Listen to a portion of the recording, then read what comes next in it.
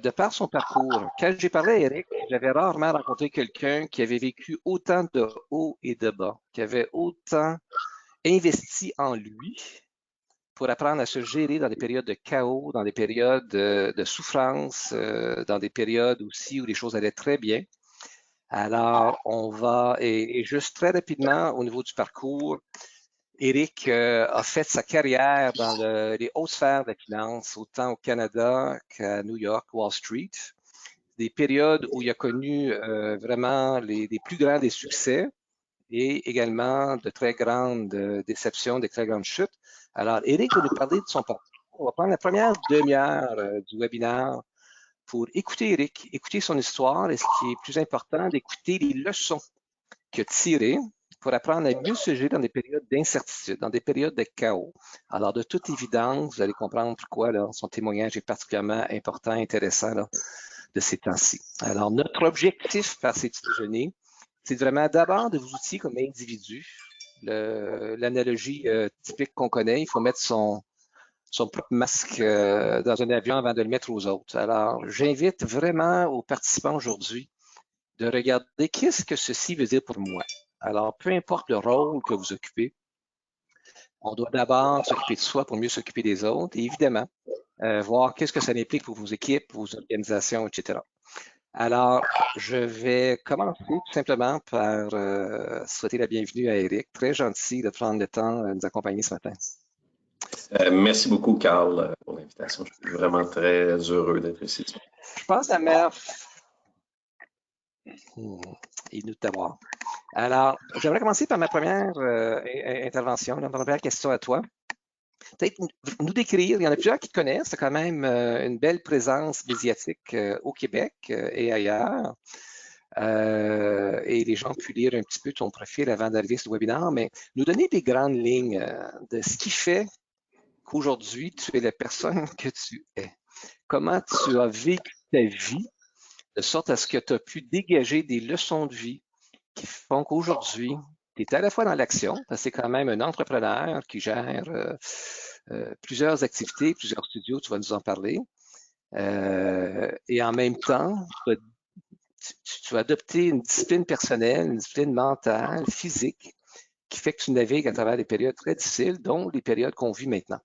Alors, est-ce que tu pourrais nous faire part, nous donner un portrait de ton parcours? Oui, certainement. Merci, Carl. Bon, j'ai travaillé 20 quelques années en finance, à Montréal, à Toronto, à New York. J'ai occupé des gros postes. J'ai été chef des placements. J'ai travaillé pour un des plus gros hedge funds macro au monde. J'étais head bond trader chez Morgan Stanley à Toronto. Puis, suite à la crise de 2008, j'ai perdu mon emploi, puis je me suis réfugié dans mon cœur uniquement. Et quelques années plus tard, j'ai ouvert les studios de yoga, puis je fais du coaching, des conférences. Mais où est-ce que j'ai tiré les leçons? Okay? Il y a eu deux moments vraiment qui ont défini, puis deux moments qui ressemblent beaucoup pour moi à l'épisode qu'on vit en ce moment, puis qui ressemblait à la fin du monde dans la façon que j'ai été impliqué dedans. Puis je veux dire fin du monde, mais là, fin de notre monde de la façon qu'on le connaissait. Et quand j'ai quitté Morgan Stanley à la fin des années 90, je suis revenu à Montréal. Puis, je suis revenu à Montréal travailler pour un gestionnaire de portefeuille, puis j'ai pris les économies que j'avais économisées à Wall Street et Wall Street, puis j'ai emprunté 3 fois plus qu'$1 million pour devenir le deuxième plus gros actionnaire de cette compagnie de placement-là. Vous vous souviendrez que ça, c'est juste avant la crise des dot-com. C'est que les marchés ont chuté de 30-35 %. Les actifs de la compagnie avaient chuté d'une 50aine de % aussi. Puis tout de suite après, il est arrivé le 11 septembre. Puis, ça fait que moi, là, j'étais un jeune père de famille, j'avais 35 ans à l'époque, j'avais 4 enfants, puis j'avais mis tous mes économies, puis j'avais emprunté des millions de dollars, mes économies sont parties, puis ce qui est resté, hein, c'est la dette. Puis là, puis on se souvient tous du 11 septembre, mais quand tu étais pris, quand tu étais dans les marchés, puis en plus impliqué financièrement, personnellement, émotivement, le lien avec la famille, les enfants, tout ça, ça semblait être définitivement la fin du monde. Puis le beau côté là-dedans, si on veut, c'est que j'ai eu le cancer là-dedans. Puis dans le cancer, moi j'étais un tough à Wall Street. J'étais comme, le mot avoir peur, ça n'existait pas. C'était comme, hey, si tu veux un ami, achète-toi un chien. Moi, j'étais comme vraiment comme un dur de dur, tout le temps prêt, puis tout le temps prêt à agir selon ce que les marchés faisaient. Puis d'avoir eu le cancer m'a donné une espèce d'opportunité de reconnecter avec moi-même. De toute façon, Éric, oui, vas-y. juste avant que tu passes, parce que je sais que ça a été un moment tournant pour toi, ton cancer, ce que tu as vécu juste avant le cancer, ce moment d'incertitude, toute l'ambiguïté qui vient avec, je pense qu'il y en a plusieurs à leur façon qui le vivent actuellement. Tu peux nous ramener à ce moment-là? Et qu'est-ce qui se passait dans ce temps-là? C'était quoi le narratif que tu avais? C'était quoi les idées qui te circulaient en tête? Je sais que je te ramène dans le temps, mais je m'en souviens très bien. Là. Je me souviens très bien. Je regardais, je me souviens des nuits que je passais, des nuits blanches que je passais, puis je revoyais les tours tomber, puis je faisais le lien avec les tours qui tombaient, avec ma situation personnelle et ainsi de suite. T'sais. Mais puis pour moi, ça semblait sans espoir. OK.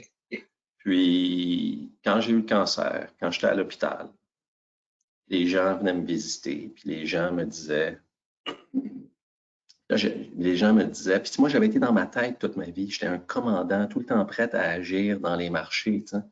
Les gens me disaient, Éric, inquiète-toi pas, tu vas passer à travers. Il sortait de la chambre d'hôpital, il appelait mon père qui était médecin, il disait, je viens de voir Éric à l'hôpital, il va bien partout, tu penses qu'il va passer à travers? Puis là, je voyais que, là, j'ai compris qu'il y avait comme plusieurs niveaux de réalité. Là, puis je voyais que les gens n'étaient pas capables d'aller dans cet endroit qu'on appelle la vérité, la vulnérabilité, puis l'authenticité. Puis comme j'avais été dans ma tête toute ma vie, puis là, j'avais un besoin criant d'aller là. Puis, Éric, qu'est-ce que tu dirais qui était ton obstacle le plus fort qui t'empêchait d'aller là? Parce que tu es allé là, on va parler le reste de l'histoire, mais quel était ton obstacle à ce moment-là? Quand les choses avaient l'air noires, une faillite, un cancer, et c'est tellement normal que le système à ce moment-là ait le biais négatif qu'il a pour survivre. Donc, qu'est-ce qui t'empêchait, tu penses? Quelle était la résistance à ce moment-là? La résistance, c'est que pour la plupart d'entre nous, hein, tu as la petite voix qui te dit que tu existes au-delà de qui tu penses que tu es, mais tu n'oses pas y croire parce que tu te sers de qui tu penses que tu es pour survivre dans la société. Tu sais, ça fait que tu le sais qu'il y a cet endroit-là dans toi, mais c'est comme insécurisant. Puis comme je le disais aussi, moi, je suis un père de famille, je suis head bond trader, je suis un dur de dur à Wall Street et à Bay Street. Ça fait que je n'étais pas habitué d'aller dans cet endroit de vulnérabilité. Puis, bon, ça fait partie de mes leçons, mais l'autre chose aussi, c'est que tu as un modèle de comment la vie devrait être. Puis, tes parents t'ont enseigné à te développer un modèle. Puis quand la vie arrive différemment de ton modèle, tu as beaucoup de difficultés à accepter le gap entre ta vie et ton modèle. Puis ça, c'est un esprit rationnel qui n'est pas capable d'accepter ça. Puis, pour revenir où j'en étais, quand j'ai eu ce besoin de connecter à cet endroit-là. Et tout de suite, là, j'ai eu envie de connecter avec les humains qui étaient alentour de moi. Tout de suite, les autres malades qui étaient alentour de moi, là, je les regardais dans les yeux. Il y a quelqu'un qui vit là-dedans. Les yeux, c'est la vitrine de l'âme. Puis, moi, je n'étais jamais allé dans cet endroit-là. Ça m'a fait du bien. Puis là, en sortant de l'hôpital, je me suis mis à méditer. Puis je me suis mis à cultiver des pensées, des valeurs spirituelles, l'amour, la compassion, la bienveillance, l'empathie, la gratitude. Puis, dans cet endroit-là, j'ai bâti des réserves émotionnelles. Puis l'année suivante, quelques mois après mon cancer, ma femme, elle m'a quitté, la mère de mes enfants, puis elle est partie avec un de mes amis en plus. Puis, ça fait qu'en 3 ans, j'avais perdu mon cash, j'étais techniquement en faillite, j'ai eu le cancer. Puis, ma femme, elle m'a quitté. Puis, fait que mon monde, mon univers, là, je veux dire, venait de disparaître, mais c'est à travers les pensées spirituelles, la pratique spirituelle, si on veut, d'une certaine façon, ou juste le côté humain, ce qui nous unit au lieu de ce qui nous différencie, qui est dans la tête, qui m'a donné la force, le courage de complètement rebâtir ma vie au complet. Puis, je me suis refait une santé, j'ai commencé à courir, faire des marathons, je me suis refait une blonde jusqu'à la prochaine crise. Et j'ai eu le courage et la vision aussi de faire exactement les bons gestes pour la compagnie, pour nous aider à complètement rebâtir la compagnie, ce qui fait que mon bilan avait passé d'un gros négatif à un plus gros positif quelques années plus tard. J'aimerais intervenir parce qu'un mot que tu as utilisé, je pense, qui est très important et souvent mécompris en entreprise et dans la société en général, surtout au Québec. Tu as parlé de spiritualité. Alors, j'aimerais qu'on, comme on dit en anglais, unpack that un petit peu. J'aimerais parce que je sais qu'il y a plusieurs définitions données à ça. En entreprise, souvent, on va faire référence à simplement la notion de sens, la notion de valeur profonde. Alors, quand toi, tu parles que c'est d'accrocher sur la spiritualité qui t'a permis de faire un shift dans tes modèles mentaux, finalement, dans tes paradigmes, peux-tu nous dire un petit peu ce que ça veut dire pour toi et qu'est-ce que ça peut vouloir dire pour les gens qui nous écoutent? Oui, moi, je tiens à préciser que je ne suis pas spirituel et je ne suis pas matériel. Je suis réel. Okay? Puis pour moi, tu sais, quand je suis allé en Inde, j'avais une barbe, une robe, je voulais revenir de l'Inde, puis je voulais qu'ils me donnent un nom hindou, là, tu sais, Satya, quelque chose. Là, tu sais, je voulais revenir, là, pour avoir un nom spirituel. Puis c'est ce que j'aime du yogi de Wall Street, parce que pour moi, le yogi de Wall Street représente le paradoxe ou l'équilibre entre la tête et le cœur. Okay? Entre le yogi, le cœur, puis la tête, Wall Street. Puis pour moi, pour revenir à ta question, la spiritualité, ben, c'est utile dans ta vie au quotidien. Tu sais, puis je l'ai dit, puis pour moi, c'est des valeurs spirituelles. Tu sais, puis il y a une connotation des fois négative en entreprise ou épeurante, ésotérique qui est liée à la spiritualité. Non, t'as une minute. L'amour, la bienveillance, la compassion, l'empathie, la gratitude. Okay? Puis ça te permet de transcender l'endroit qui te sépare des autres. Aller dans l'endroit qui t'unit avec les autres, où tu deviens un avec les autres. Puis là, tu es capable de comprendre, le rôle et l'espace que tu as à jouer dans la société. Ça fait que moi, la spiritualité m'aide pas à me séparer de la société, de la vie réelle, m'aide à être dans la vie réelle et prendre action comme homme d'affaires, comme entrepreneur. Alors, si je comprends bien, c'est vraiment une série de valeurs que tu incarnes. C'est aussi cette capacité de sortir de sa tête, donc des pensées qui peuvent souvent nous définir pour devenir un peu plus observateur. Observateur de choses qui sont un peu plus universelles, je comprends bien. Là. Si je me permets d'interpréter, tu peux peut-être peaufiner ce que je viens de voir comme synthèse. Comme tu disais, ce qui nous définit, c'est ce qui nous sépare, tandis que les valeurs ou les pensées que je vais avoir, c'est ce qui nous unit. Okay. Moi, c'est là que ça se vit, puis ça se vit dans toutes les sphères de la vie humaine. Ça se vit au niveau personnel, familial, amoureux, dans la société et évidemment au niveau professionnel. Merci. Je te laisse continuer. Je me permets juste de temps en temps. Fait qu'en 2000-2001, okay, cette connexion spirituelle m'a permis de passer à travers la crise. Puis pour moi, tu as parlé de souffrance tantôt, mais pour moi, la souffrance est en option. Okay? Quand la vie arrive différemment que ton modèle, okay, il y a un deuil, la mort d'un rêve et qui peut engendrer de la douleur, selon moi. Fait que la douleur dans la vie humaine, pour moi, n'est pas une option parce que la vie arrive rarement parfaitement comme dans ton modèle. Okay?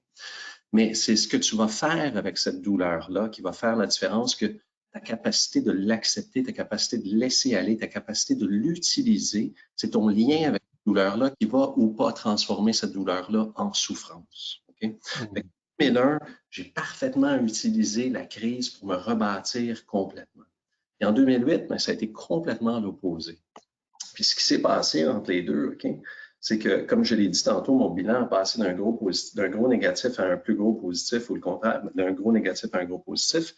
Puis, tu penses malheureusement que tu as besoin d'une pratique spirituelle seulement quand ça va mal. Tu penses que tu as besoin de méditer juste quand tu es agité. Tu penses que tu as besoin de prendre un jus d'orange quand tu as le rhume, puis tu as besoin de faire du jogging quand tu as quelques livres de trop. T'sais. Mais en vérité, tu as besoin de t'entraîner au quotidien. Il se passe quelque chose pour plusieurs personnes en affaires. Puis ça, je vois ça souvent en coaching, puis même dans ma série Balado, là, vous pouvez l'entendre aussi, mais quand tu n'as rien, tu tu as la capacité d'apprécier le premier contrat. Quand nous autres, là, on avait complètement tout perdu, la compagnie, là, puis on rebâtissait, puis on allait chercher un client, j'avais la capacité de l'apprécier. Et à un moment donné, là, quand tu as un certain niveau montant de succès, mais la capacité d'apprécier fait place à la capacité ou à l'anticipation. L'anticipation d'encore plus ou la peur de perdre ce que tu as gagné. Puis, à un certain moment donné, après que j'ai rebâti ma vie complètement, ben, les valeurs, les pensées spirituelles, j'en ai plus de besoin. Puis, je reviens dans l'anticipation, puis je veux encore plus. Fait que là, je fais le switch de mon cœur à ma tête. Et là pour te séparer des autres, et là pour te créer des désirs et des peurs que tu n'as pas vraiment. Okay? Puis quand tu es là, tu choisis de vivre dans l'illusion, c'est ce que je choisis à ce moment-là de voir. T'sais. Puis ma vie est parfaite. J'ai 4 beaux enfants, des maisons, une belle blonde. Ma vie est parfaite, mais je décide de voir mes chums qui sont restés à New York, qui travaillent pour des gros hedge funds, puis qui font 10 fois plus d'argent que moi, puis je décide que ça, c'est mon nouveau modèle. Puis je décide d'être pauvre du gap entre leur vie et la mienne, puis je me torture et je m'auto-mutile, si on veut, mentalement. Puis, enfin, je m'en vais à New York, je travaille pour un des plus gros hedge funds au monde, mais là, j'ai passé tellement de temps dans ma tête, déconnecté de ce qui me nourrit, OK, que quand la crise est arrivée, Brevin Howard est un hedge fund de Londres, ferme son bureau de New York, ni plus ni moins, met tout le monde dehors. 500 000 personnes à New York perdent leur job en finance. 9 millions d'Américains perdent leur job. J'avais passé tellement de temps dans ma tête que j'étais pas capable de reconnecter avec les valeurs spirituelles. Je suis tombé dans un trou profond. Okay? C'est là que la douleur, j'ai pas été capable d'accepter cette douleur-là à ce moment-là. J'ai pas été capable de me libérer de mon image. J'ai pas été capable de voir la vraie vérité. Puis mes gestes, au lieu qu'elles soient des actions, une chaîne de réaction. Ce qui fait que je me suis, à ce moment-là, auto-mutilé inconsciemment. Okay? Puis sortir de cette crise-là, pour moi, a été beaucoup plus long qu'en 2001, de par ma réaction à l'événement. Okay. Si tu me permets, je vais intervenir parce que tu as dit un point tellement important et j'ai l'intuition que ça peut toucher plusieurs personnes qui nous écoutent actuellement. Quand tu as dit que tu n'as pas été en mesure d'accueillir ou d'accepter la douleur qui était là, je pense que c'est un élément fondamental parce que plusieurs vivent et vivront de la douleur dans les jours, semaines, mois qui suivent potentiellement. On ne le souhaite pas, mais comme tu dis, ça fait partie de la vie. Peux-tu nous donner, je sais que j'avance peut-être dans ce que tu allais nous dire, mais ça veut dire quoi pour toi d'être en mode d'accueil de la douleur versus la résister? Ben, j'ai envie, moi, de la douleur. Je veux dire, mes studios ont fermé avant la quarantaine. Mes 2 studios de yoga, mes conférences sont toutes annulées. Je fais moins de coaching que j'en faisais. Ça fait que, puis, je veux dire, au niveau familial aussi, il y a une complexité. Là, ma femme continue de travailler, et ainsi de suite. Fait que c'était définitivement pas comme dans mon modèle. Puis, je vis de la douleur, mais en même temps, la vraie vie continue. Je suis vraiment privilégié parce que je suis père de 6 enfants, j'ai 2 jeunes enfants, j'adore ma femme, j'ai une grande famille, puis j'ai une pratique spirituelle que je garde aussi. Ça fait que tout ça, je cultive ce qui puis je suis dans la gratitude. Je me couche à tous les soirs en remerciant ma femme. Je me lève à tous les matins en la remerciant d'être ma femme. Puis, en plus de mon rituel de pratique spirituelle, matinale. Et ça me donne le courage de dire, qu'est-ce que tu veux faire? Puis je ne sais pas si tu voulais aller tout de suite dans mes leçons. Là. Je pense que ça peut valoir la peine, Éric, parce que tu es tellement dedans maintenant. Puis je veux vraiment te remercier du partage que tu fais. Je dis la même chose, j'ai arrêté mon salaire dans mon cas. On a des cliniques aussi. Donc, les temps sont durs pour bien des gens. Je pense qu'on est dans le cœur de la tourmente nous-mêmes et comme plusieurs autres qui nous écoutent. Alors, pourquoi pas partir de ce qui se passe maintenant? Je pense que tes expériences passées, tu vis des choses très semblables aujourd'hui. Alors oui, quelles sont tes leçons actuellement? Qu'est-ce qui te nourrit dans cette période de douleur? Parce que tu la vis toi-même. Qu'est-ce que tu fais pour t'aider effectivement à naviguer, parce que c'est facile de naviguer dans des périodes où tout va bien, mais la vie a ses hauts et ses bas. On doit naviguer avec autant de quiétude d'esprit dans la mesure du possible, autant dans une direction que dans l'autre. Donc, toi, t'en es où maintenant? Parlons dans le présent et les leçons qu'on peut aussi amener à nos gens qui nous écoutent. Ben, premièrement, comme je l'ai dit, là, ton esprit rationnel ne peut jamais comprendre ce qui se passe, puis peut jamais accepter, puis se libérer, puis voir la vérité. Ça fait qu'il faut que tu transcendes ton esprit rationnel, il faut que tu ailles dans l'autre endroit qui se trouve entre les deux, puis ça se trouve, selon moi, par une forme de pratique spirituelle, méditation, ou des valeurs, ou l'amour, ou peu importe, comme je le cultive au quotidien. Pour moi, il y a 5 pièges qu'on partage, okay, puis que je vais définir ni plus ni moins comme les besoins humains ou ceux avec lesquels je travaille. Il y a le piège de la peur, le piège de la reconnaissance, le piège de l'illusion, le piège d'être en réaction, puis après ça, le piège du doute, du jugement, de la culpabilité. Okay? Puis, pour répondre à ces 5 pièges-là, ben, mes leçons, tu as parlé des leçons, puis je les résume par mon acronyme ALVAC pour accepter, liberté, vérité, action et confiance. Puis dans cet endroit-là qui n'est pas dans ma tête, en cultivant mes valeurs spirituelles, je trouve le courage, okay, d'accepter ce sur quoi je n'ai pas aucun contrôle. D'accepter l'inacceptable. D'accepter, ça ne veut pas dire être d'accord. Okay? Ça ne veut pas dire être d'accord, ça ne veut pas dire abandonner, ça ne veut pas dire laisser aller.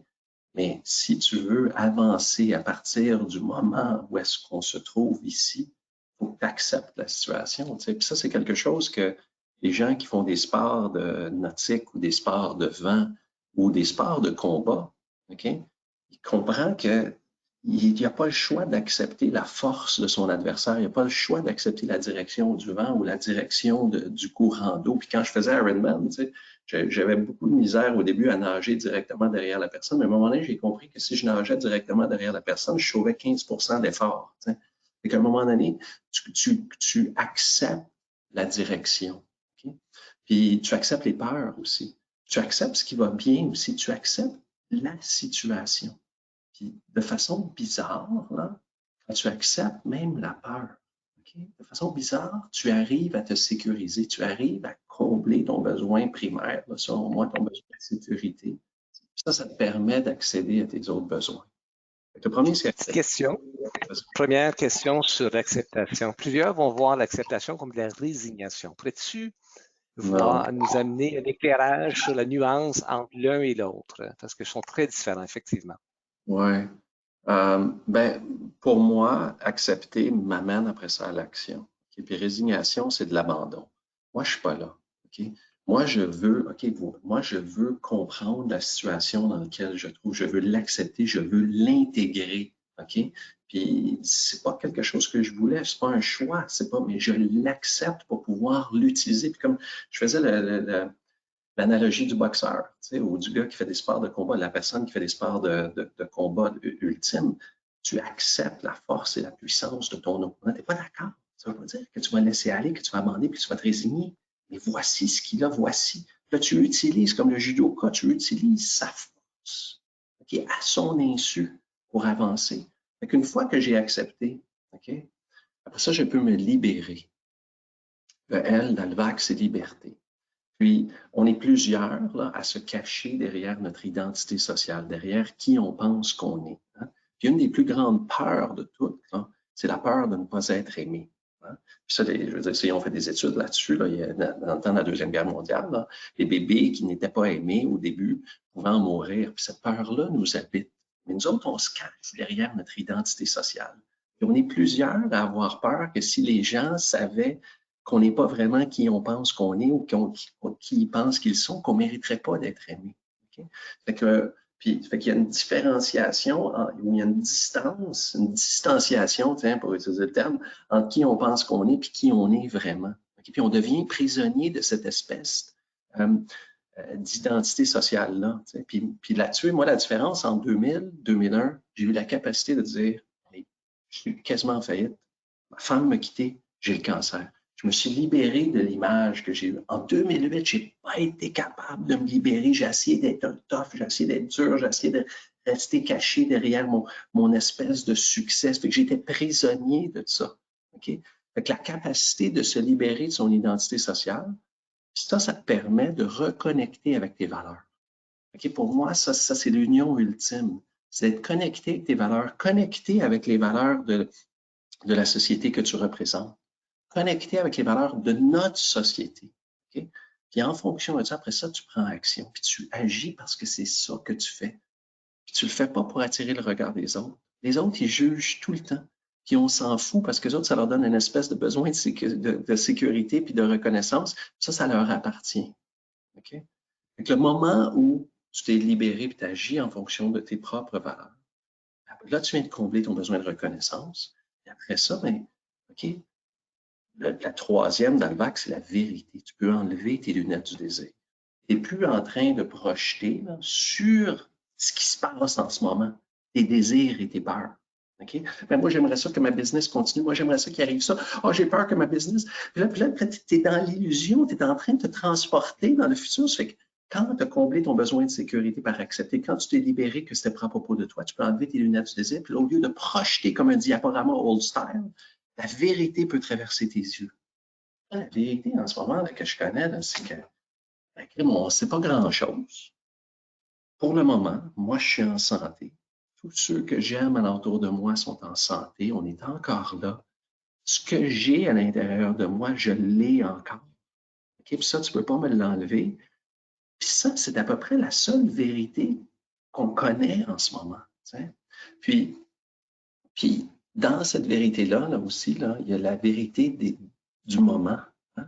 Il fait vraiment beau à Montréal aujourd'hui. Ça fait que je ne suis pas en train de projeter mes peurs, mes désirs, mais je peux me reconnecter là, je peux me reconnecter avec mes enfants, je peux me reconnecter avec ma mère qui m'appelle, qui a peur, je peux me reconnecter avec les gens qui m'entourent. C'est pour ça que quand tu vis dans l'illusion, on est plusieurs à se sentir un étranger sur la terre.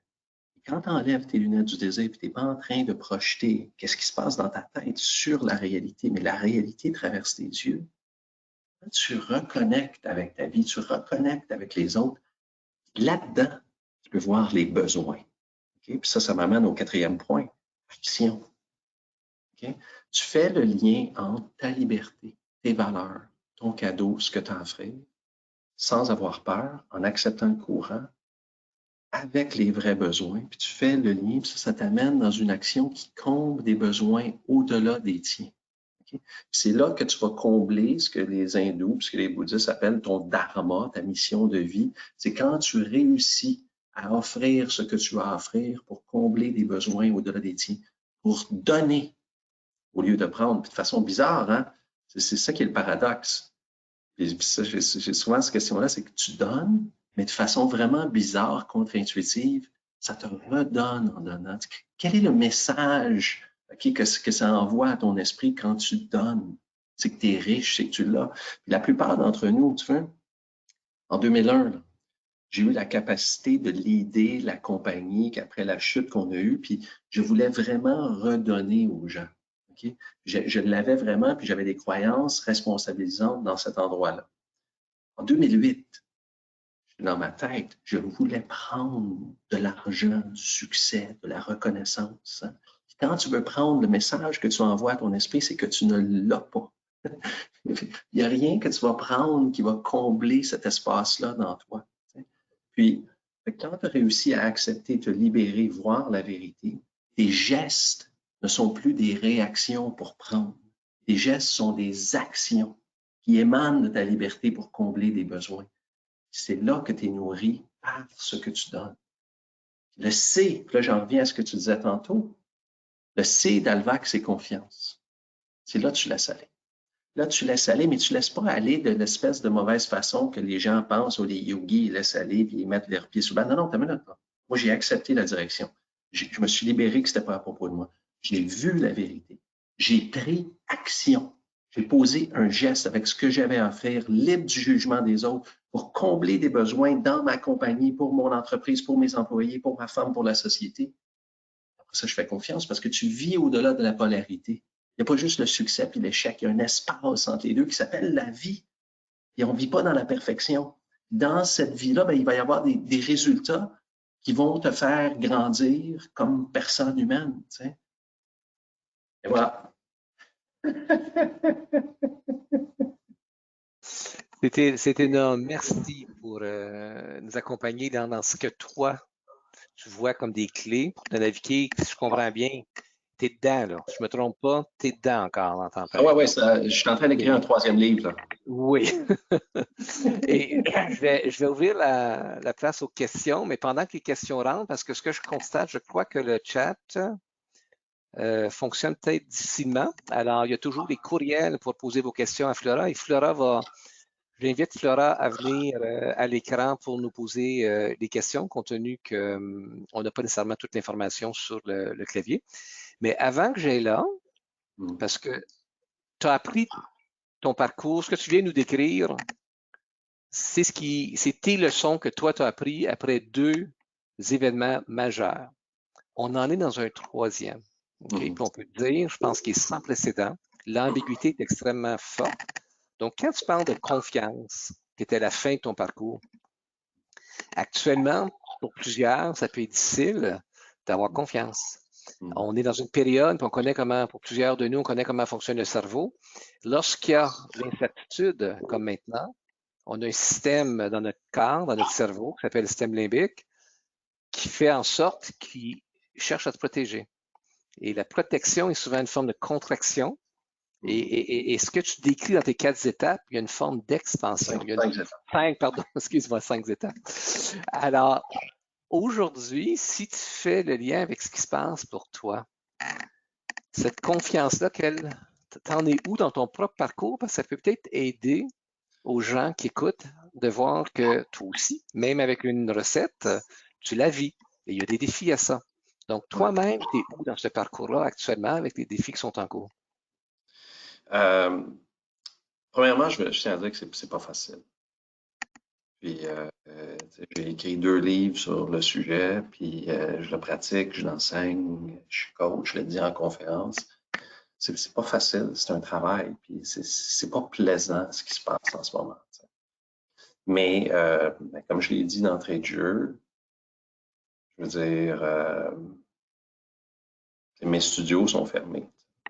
Puis ils sont fermés, puis bon, même si on sort de la quarantaine, là, il va demeurer, le virus va demeurer, il va demeurer une espèce de distanciation. Puis, c'est difficile d'envisager quand est-ce qu'on va pouvoir ouvrir, quand est-ce qu'on va pouvoir ouvrir de façon profitable aussi, parce que ça prend un gros volume avec l'infrastructure qu'on a. Puis comme j'ai dit aussi, mes conférences sont annulées. Puis c'est difficile d'imaginer quand est-ce que je vais me remettre à faire des conférences devant 100, 200, 300 personnes. Puis ça, c'est la situation. Qu'est-ce que je fasse?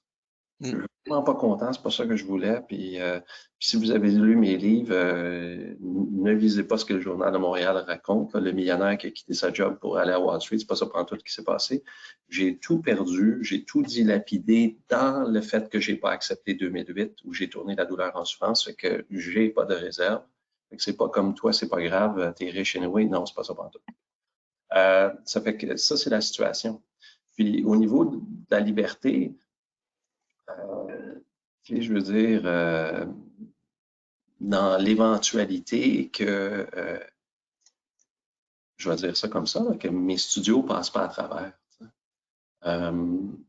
Qu'est-ce que ça veut dire pour moi comme coach d'entrepreneur? Hein? Puis, tu sais, ça fait que là, je pourrais me mettre dans une prison où il faut absolument que mes studios passent à travers. Parce que sinon, je perds la crédibilité de coacher des entrepreneurs. Tu sais, ça fait que là, je me mets à réagir en me préoccupant du regard des autres. Qu'est-ce que je te dis? Si ça arrive, ça arrive. Puis si tu veux me juger sur le fait que peut-être que mes studios n'ont pas passé à travers cette période-là, mais ça t'appartient. Moi, je ne te donnerai pas la permission de me juger. Puis au niveau de la vérité, comme je l'ai dit, j'ai accepté l'affaire, la situation. Je me suis libéré que ce n'est pas à propos de moi. En ce moment, la vérité, je vois notre cash flow, je vois nos étudiants, je vois mon staff, je vois ce qui se passe, je vois les besoins. Tu sais, puis je suis pas en train de... Je veux dire, je suis un gars de finance, je suis un ancien stratège. Fait que moi, ma job, c'était de prévoir le futur, voir l'impact macroéconomique, géopolitique, puis voir l'impact sur les actifs. Fait que je suis en train de faire une analyse financière quand même de ce que ça va donner des studios sans projeter à partir de cet endroit-là dans moi qui a peur. Là, on est en train de prendre des gestes. Puis les gestes qu'on fait, les actions, non des réactions, hein, on garde le lien avec nos employés, avec nos professeurs. On a parti des classes en ligne. Puis on est en train de, tu sais, je veux dire, on est en train de parler évidemment avec nos propriétaires. J'ai appliqué à Investissement Québec pour avoir le prêt. Investissement Québec nous a refusé parce que notre situation financière est trop favorable, mais on est quand même dans une situation difficile. Ça fait que j'ai parlé à un journaliste du Journal de Montréal pour mettre l'emphase sur ce que vivent les studios de yoga et les gyms et ainsi de suite, parce qu'on n'a pas un gros lobby, si tu veux. Les restaurants ont un gros lobby, les hôtels ont un gros lobby, mais nous autres, on n'a pas un gros lobby, puis on est pénalisé par ça. Ça fait que je prends action. Okay? Je suis dans l'action, pas dans les réactions. Au quotidien, je prends action, puis j'ai tout fait ce que j'avais à faire. Puis le C, après ça, je ne veux pas dire que je m'en fous, mais j'ai pas le choix. Puis ça, c'est le message du Bhagavad Gita pour ceux qui parlent ce langage-là. Ce que tu contrôles, c'est les actions, pas les fruits des actions. Tant et aussi longtemps que tes gestes ont été des actions qui n'ont pas été en réaction par peur, et que tu l'as fait par plaisir en te libérant dans la vérité, puis après ça, ben, tu laisses aller, puis ce qui va arriver de ça, ben, ça va être ni plus ni moins que la perfection. Qu'est-ce que tu veux faire? Merci beaucoup, Éric. On va ouvrir à des questions, sans souci. S'il n'y en a pas, j'en ai en masse pour toi. Mais, oui, alors, Clara, alors, oui, s'il te plaît, je te demanderais peut-être de prendre le relais avec des questions pour Éric. Oui, donc on m'entend bien? Oui, très bien, Flora. Oui, alors j'avais une question sur revenir sur comment aligner ses valeurs avec celles de l'entreprise, parce qu'Éric a parlé beaucoup de comment trouver son système de valeurs. Et donc la question, c'est comment aligner ses valeurs avec celles de l'entreprise. Surtout dans ces conditions-là, enfin, j'imagine. Ouais. Pour moi, ce qui est important, c'est l'union ultime, c'est d'agir en fonction de ses propres valeurs. Puis le moment où, on en parlait au début, où tu n'écoutes pas cette voix-là, puis tu vas à l'encontre de tes valeurs pour pour combler de la sécurité, avoir de la reconnaissance, moi, je veux dire, j'utilise un gros terme, mais pour moi, c'est la mort de l'âme. Puis, c'est la même chose un peu avec les valeurs de l'entreprise. Par contre, les valeurs n'ont pas besoin d'être identiques. Les valeurs n'ont pas besoin d'être identiques, mais peuvent être différentes tant et aussi longtemps qu'elles sont complémentaires ou qu'il y a un respect pour les valeurs de l'autre. Puis, ce n'est pas mes valeurs, ça ne va pas à l'opposé de ce que je pense. J'ai un respect pour tes valeurs, pour vos valeurs, pour les valeurs de l'entreprise, puis j'espère que vous respectez les miennes. Dans ce cas-là, pour moi, je n'y vois pas de problème. Dans ce cas-là, pour moi, c'est encore l'union. Mais, puis, là-dedans aussi, je pense qu'il y a peut-être une façon d'interpréter aussi les valeurs.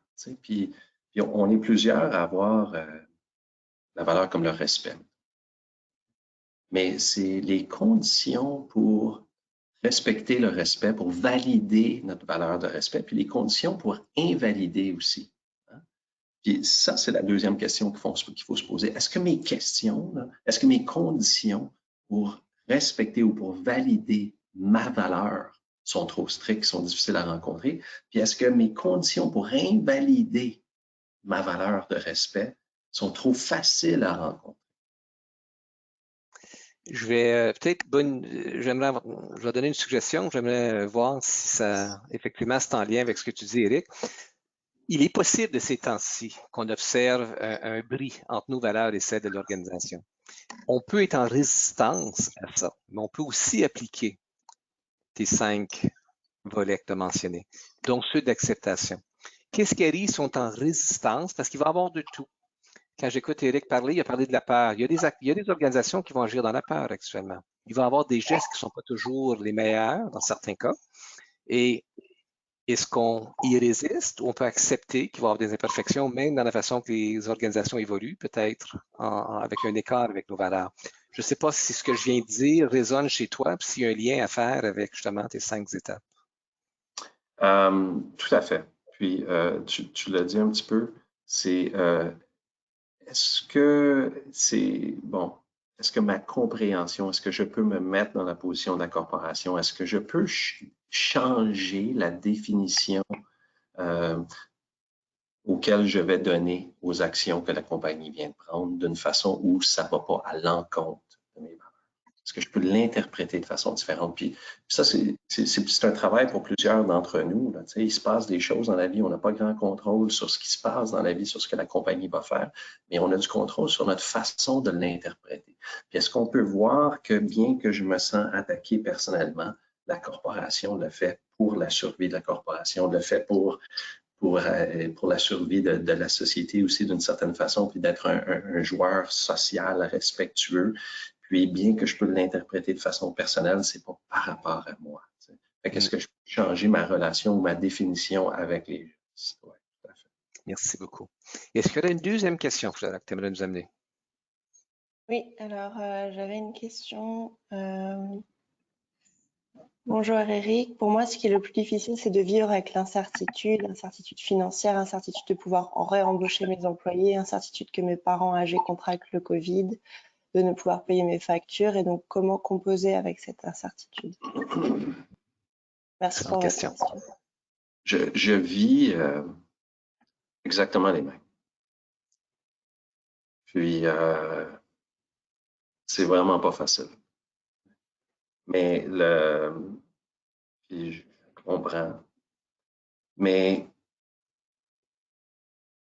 d'une certaine façon, là, le fait que la direction, que la situation, nous inclut est vraiment large.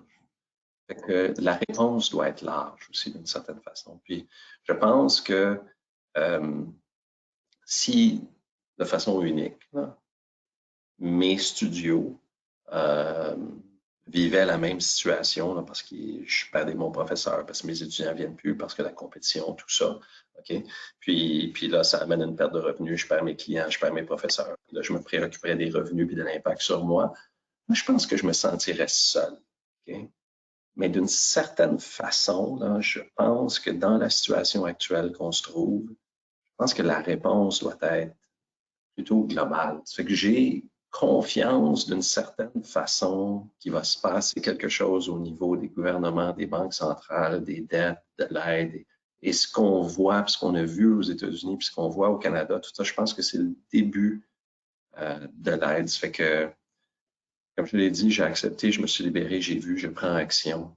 Puis là, je fais confiance. Puis si mon espèce de pensée relativement positive, de dire qu'il y a quelque chose de positif, puis on va se faire aider parce que si, je ne sais pas dans quel business vous êtes, mais si moi, je n'ouvre pas, j'avais comme un des plus beaux les studios les plus successful comme à Montréal, si moi, je n'ouvre pas les restaurants à côté, les autres studios n'ouvrent pas, il n'y a rien qui ouvre. Là.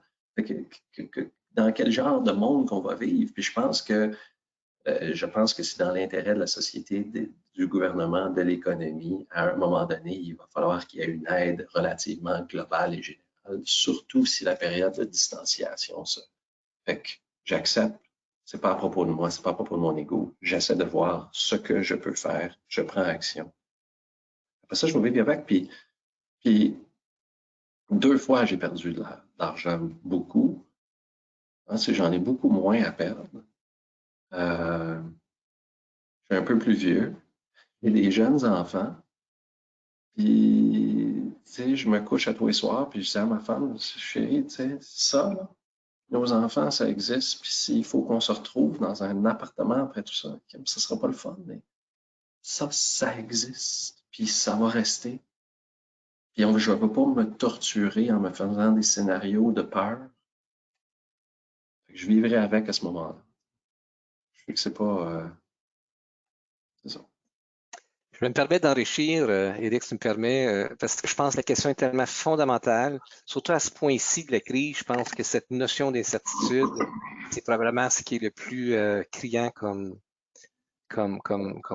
conséquence. Juste un petit rappel, notre cerveau est fait pour cibler les menaces. Donc, c'est clair, devant l'incertitude, on va scanner tout ce qui peut arriver. Si je peux rassurer les participants, En temps normal, je ne peux pas dire que c'est la même statistique maintenant, mais en temps normal, 80% des projections qu'on fait par rapport au futur ne se réalisent jamais. Alors, les études ont été faites. Alors, on imagine à 80% des scénarios catastrophiques qui ne vont pas arriver. Et dans le 20% qui arrivent, à 90%, on a les moyens de conjuguer avec. Alors, je me permets juste de laisser ces deux statistiques-là pour nos participants, pour enrichir ce que Éric dit. Donc, cette notion de confiance, elle est méritée. Ce n'est pas une confiance aveugle, c'est une confiance dans laquelle, statistiquement parlant, je n'aime pas utiliser les mots statistiques dans un contexte comme celui-ci, mais où il y a une validité derrière ce que Éric mentionne, d'avoir confiance. Alors, merci beaucoup pour la question. Merci, Éric, pour ta réponse qui est très éclairante. Mais avant, Mm-hmm. avant ça, il y a des actions à prendre. Oui. Okay? Oui. Fait qu'on a accepté la situation, on a vu, on a Oui. pris action. Merci. On n'a pas paralysé, on n'a pas procrastiné. Ouais. Pris action. Et après ça, ben, il faut faire quoi? Et pour prendre action. Pour compléter, oui. Pardon. Justement, pour prendre action, j'ai une question qui est sur quand on n'a pas de pratique, en fait. La question qui me manque pas de me revenir, c'est comment me mettre en marche. Donc, quand on essaye d'intégrer des nouvelles pratiques d'hygiène de vie, par exemple à Nouvel An, et quand on écoute des gens qui, comme vous, ont une telle maturité dans leur pratique, comment quelqu'un qui n'a pas de pratique peut se mettre en marche, comment se trouver la motivation, comment trouver les outils, comment commencer, en fait. Mm-hmm. Ben, moi, j'irais peut-être comme avec une question de genre de coaching. Quel est l'enjeu de se mettre en marche? Et quel est l'enjeu de ne pas se mettre en marche? De comprendre pourquoi tu le veux. Puis qu'est-ce qui peut arriver si tu ne le fais pas? Puis la réponse simple peut-être, ben, je veux un mieux-être, je veux un bien-être, je veux être capable de prendre action, je veux être capable de passer à travers cette crise-là, puis en sortir fort, puis en sortir responsable, en sortir responsabilisé, puis en sortir gagnant. L'enjeu de ne pas le faire, hein, c'est de passer du temps dans ma tête, de me vider de ce qui me nourrit, de me vider de mes forces, scientifiquement se vider de sérotonine aussi, qui est un antidépresseur naturel. Puis après ça, quand on va sortir de la crise, puis il va y avoir des défis, OK? Je n'aurai pas les outils, peut-être, pour le faire. Puis, ce qui va peut-être expliquer que je vais faire de l'anxiété, dépression ou des troubles de dépendance. C'est de comprendre les enjeux. Une fois qu'on a compris les enjeux, là, moi j'en ai nommé, l'enjeu de mieux-être puis l'enjeu de ne pas passer à travers d'un point de vue équilibre. Ça, ben, il faut choisir de passer à l'action. Merci beaucoup, Éric. On a encore le temps pour au moins une ou deux autres questions. Florence, il y en a un autre que tu aimerais nous amener. Oui, bien sûr. Alors, c'est une question sur comment on passe par-dessus de l'injustice. D'autres semblent tout avoir et pour d'autres personnes, ça semble vraiment plus difficile. Comment accepter en fait cette injustice? Je vais dire, c'est pas facile. C'est vraiment pas facile. Puis, je ne sais pas de quelle injustice vous parlez, mais dire une grande part de l'injustice dans le monde, c'est la dichotomie entre les riches et les pauvres. Puis la dernière crise de 2008, hein, on n'a pas voulu prendre la crise, on n'a pas voulu permettre aux riches et aux banques de faire faillite. On a mis l'argent dans le système qui a favorisé ceux qui avaient des actifs, des maisons, des actions et ainsi de suite, puis qui a juste fait qu'augmenter l'écart entre les riches et les pauvres. Puis j'espère définitivement que la réponse des autorités monétaires et politiques en ce moment n'oubliera pas.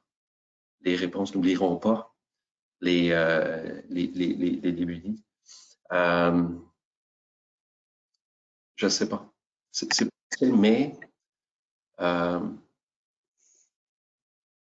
revenir tantôt à ce qu'on disait par rapport aux valeurs, c'est le travail qu'on peut faire. Hein. C'est de se questionner sur nos perceptions d'injustice aussi. Est-ce que nos perceptions sont valides? Est-ce que ce que je vois, ce que je projette, est-ce que c'est valide? Puis l'autre chose, c'est de se torturer sur l'injustice ou sur les perceptions d'injustice, même si je suis le meilleur au monde à faire ça. Est-ce que je m'aide moi? Est-ce que j'aide ma famille? Est-ce que j'aide les autres? Est-ce que je nous aide à sortir à travers cette crise? Est-ce que c'est utile et pertinent? Puis est-ce que je passe du temps dans ma tête à me torturer, puis à me vider de sérotonine, à me vider de ce qui va m'aider à me sortir de cette crise-là? Puis est-ce que ça m'amène en réaction parce que ça m'empêche de poser les bons gestes? Mais je suis d'accord. Il y en a des injustices, c'est pas facile, mais je pense que de focaliser là-dessus nous aide pas, nous outille pas à poser les bons gestes pour s'en sortir. Je me permets, Éric, de faire un lien avec d'autres choses que tu dis plus tôt aussi. Qui dit injustice dit attente. Ça implique que si on voit de l'injustice, c'est qu'on croit que les choses devraient être différentes de ce qu'elles sont. Aujourd'hui, il fait ça, mais j'aurais pu vouloir qu'il fasse d'autres choses. Alors, à quel point, peut-être une invitation aussi, l'injustice est basée sur quel système de croyance? Parce qu'habituellement, la souffrance va venir par l'écart entre ce qu'on peut avoir. Ça, c'est des choses que tu as bien énoncées un peu plus tôt, Éric. Donc, l'écart entre nos attentes et la réalité. Donc, dans ce temps ici, on va beaucoup parler dans le moment présent. Donc, de vraiment s'ancrer, comme tu as si bien mentionné, dans ta famille, dans la relation que tu as avec ta conjointe. Donc, quelles sont les valeurs sûres? Ça, il n'y aura pas d'injustice. On est dans ce qui est présent. Donc, injustice, peut-être l'invitation, c'est de voir face à quoi, quelles sont les attentes, est-ce que les attentes sont réalistes ou non. Mais toutes des pistes de réflexion, donc, avec ce qu'Éric nous a dit. Merci. Merci pour cette question-là de participant.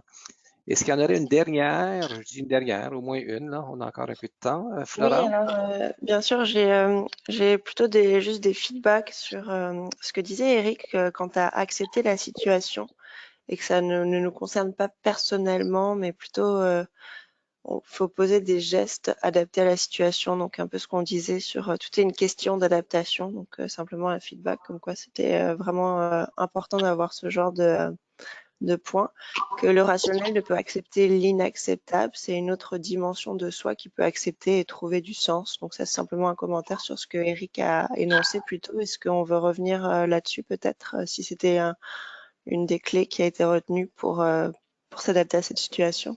Si je peux me permettre, accepter pour certains peut-être un mot vraiment difficile, puis en conférence, je le dis, là, bon, j'ai vécu la maladie, je ne suis pas mort, j'ai perdu de l'argent, ma femme m'a laissé, tout ça, mais c'est ça, je pense que c'est le stuff de la vie humaine. Je pense qu'il est relativement facile à accepter pour certains. Mais je dis souvent que moi, il ne m'est rien arrivé vraiment. Il ne m'est rien arrivé d'un point de vue physique, puis il n'est rien arrivé à mes enfants, puis aux gens que j'aime. Et puis je le dis souvent, je ne sais pas dans cette éventualité-là quelle serait ma capacité de l'accepter. Puis j'avais un de mes professeurs chez Coaching de gestion qui a eu un accident et il faisait un mandat en Afrique, il a reçu une balle dans la tête, puis ça l'a rendu aveugle. Et j'avais cette discussion-là avec lui. Je disais que le premier chapitre de mon livre, c'était accepter, puis il disait non. Accepter ça, puis je veux dire, c'est évidemment comme une personne qui a vécu des choses matures, coach depuis longtemps. Il dit, moi, mon mot, c'est intégrer. Il dit, comment est-ce que je peux arriver à intégrer cette réalité-là dans ma situation? Fait que si accepter, c'est difficile, puis on va tous vivre des choses différentes à un degré différent, puis on va tous être impactés de façon différente par rapport à ça. Fait que si intégrer est un mot plus facile, je vous encourage à l'utiliser. Je peux ajouter, c'est super important ce que tu dirais. On dirait que l'acceptation est pour certains moins accessible. Intégrer, j'invite aussi d'entretenir le mot accueillir. Il faut juste accueillir ce qui est là. Donc, et c'est un passage parfois vers l'acceptation. Alors, ce sont tous différents mots, peut-être pour aider les participants à être avec ce qui est là versus le résister. Je pense que le mot-clé dans ce que tu as dit plus tôt, Éric, c'était accueillir, accepter versus résister, parce qu'on résiste, c'est là qu'on tombe dans notre tête, c'est là qu'on tombe dans des réflexes plus primitifs d'action. Alors, merci à tout le monde. On est à quelques minutes avant la fin. Donc, Éric, un gros merci. Un, d'être là. Deux, d'être aussi authentique que tu l'es. Trois, pour la sagesse qui se dégage avec ton long parcours et qui continue. Alors aussi, je te souhaite bon courage, parce que, comme nous tous, tu vis encore des moments difficiles. Et de voir ton sourire comme ça, à mon avis, témoigne bien de ce que tu as mentionné de la confiance. Alors, à tous nos participants, vraiment, c'était un excellent tour. Je vous remercie d'être là avec tout ce qui se passe dans vos vies, tout ce qui se passe dans vos maisons actuellement. Sachez que Éric est là aussi. On va mettre le lien vers son site web en tant que coach, en tant que conférencier virtuel, j'ai bien l'impression. Sachez que nous sommes là. Donc, Mindspace est un cabinet, pour ceux qui ne le savent pas, à la fois clinique et organisationnel. On a une série de ressources. On a basculé entièrement en ligne. Il y a des ressources gratuites sur notre site web tous les jours, des groupes d'entraide avec des psychologues certifiés. Et en organisation, on a une grande équipe aussi. Alors, ça nous ferait plaisir d'être pour vous si le besoin y est. Notre prochain déjeuner sera le 10 avril, donc dans 2 semaines. Normalement, on faisait ça au mois. On va les faire aux 2 semaines. On aura le plaisir d'accueillir Benjamin Blasco du Luxembourg, l'avantage du virtuel. On peut aller le chercher un peu plus loin. C'est le fondateur de Petit Bambou. Alors, pour ceux qui connaissent l'application, c'est une application de méditation, de pleine conscience qui est très bien faite avec 5000 usagers. Il va à la fois nous partager son parcours comme ingénieur, ex-PayPal, entrepreneur, et il va aussi nous parler comment lui interface avec les grandes entreprises actuellement en mode virtuel. Donc, plusieurs de vous avez le défi d'être en virtuel, soit individuellement ou pour vos organisations, et comment peut-on amener des outils pour améliorer le mieux-être, la présence en organisation via le virtuel. Alors, sur ce, on est à 1 minute. Alors, merci à Flora pour un travail technique absolument exceptionnel et à vous tous d'être en grand nombre. Et